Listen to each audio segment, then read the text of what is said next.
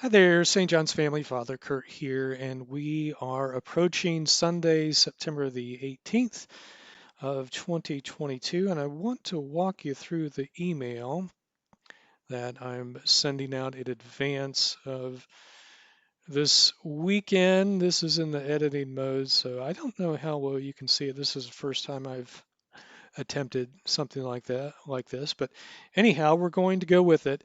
Of course, at the top of the email with this arrow and the beautiful screen with the Bible and St. John's. That's the arrow to click on Sunday morning to watch the service online. And we're doing just one service this weekend at 10. The reason for that is that we are scheduled to have a special guest at the 10 o'clock on Sunday morning. And I say schedule because there are times when people's schedules change, but um, it's somebody you would know. And if you looked at the worship bulletin, you can click to get it right here. You, if you scour through the worship bulletin, you'll see who that is.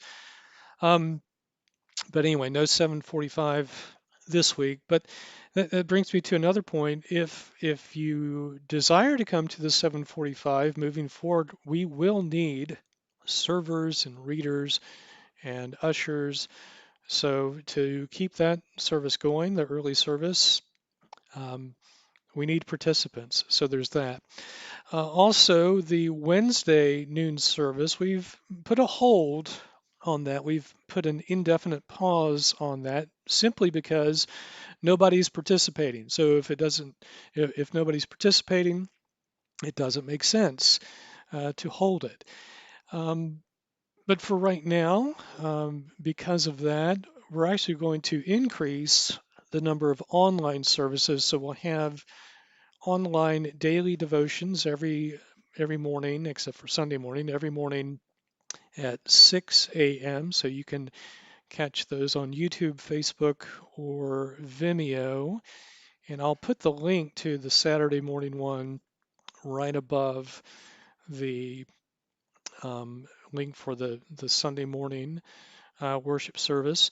Looking ahead to the next second Sunday's Rector's Forum, you can watch the preview video here and download the discussion sheets, and you can see the picture of we had a good crew this past Sunday for the first Rector's Forum. Melanie Holman prepared a lunch for us, and it was a good time had by all. And if you would like to provide hospitality for one of these coming up in the near months, you can click to sign up for that right here. Baptisms are coming up on November 6th was the first time with All Saints. We'll commemorate All Saints that day, and then January 8th we will have it for the baptism of our Lord. You can see all the dates there. Read through about our All Souls, All Faithful Departed commemorations, just like we did last year. Interfaith service is coming up in November. More to come on that once the site is finalized. And then a pretty picture of Santa Claus. I do love Christmas. Um, I've mentioned this already, but Christmas this year falls on a Sunday, and so does New Year's Day. As a result, church on each of those days will be at noon. Uh, Christmas Day, because we have a um, late midnight mass service at 11 p.m. and then the 4 p.m. family service, so that only makes sense. And then New Year's Day, well, New Year's Eve. So there's that.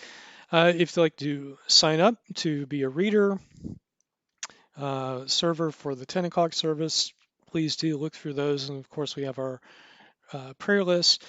Financial stewardship, um, it's time to update the card as we start to look to 2023.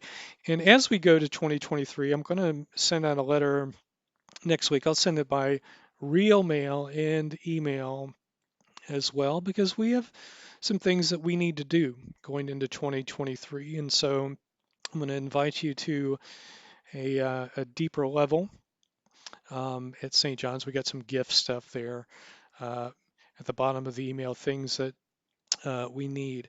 Now, a little note before I finish this little message, a little note about the um, daily um, worship services online, which is based on the prayer book, the daily devotions for individuals and families. I think it's page 137, but that's the structure that I'm using. So we'll open with Psalm 51, a Bible lesson, and I'm going to use a gospel lesson that's assigned for that particular day, whatever day it is, and then some intercession. So I'll go through the St. John's prayer list, and you can add prayers in the comments section on Facebook or YouTube or Vimeo, and that way we can pray for those folks as well.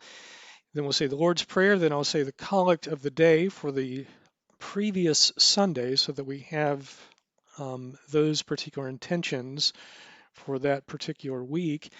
And then I'll close with the communion, a prayer for communion with Christ from our prayer book for the armed services, 2008, which is an authorized book within the Episcopal Church that our armed services members use. But that's the prayer that we now use for spiritual communion.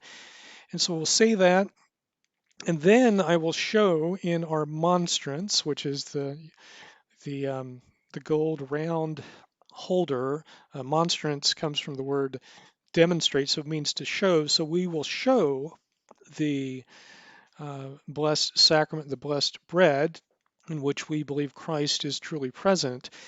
And I invite you during that time to contemplate how Christ is truly present, not simply in the bread, but how Christ is present within our own lives. And so by doing that every morning at 6 o'clock, or you could watch it shortly thereafter, but by contemplating on how Christ is present in a particular way, we get a better understanding of how Christ is present in all of God's good creation. And then when we receive the Eucharist on Sunday, we have a deeper understanding of what it is that we are actually doing.